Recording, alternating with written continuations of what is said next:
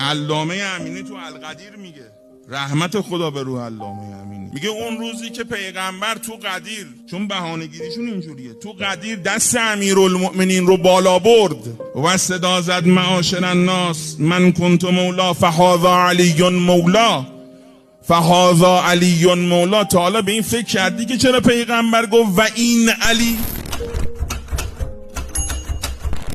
و این علی مولاست؟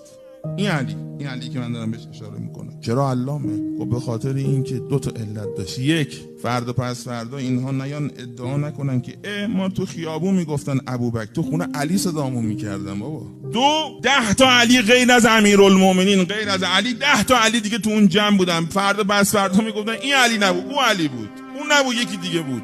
چون خصلت اینها رو میدونست، پیغمبر فرمود و هذا علی مولا.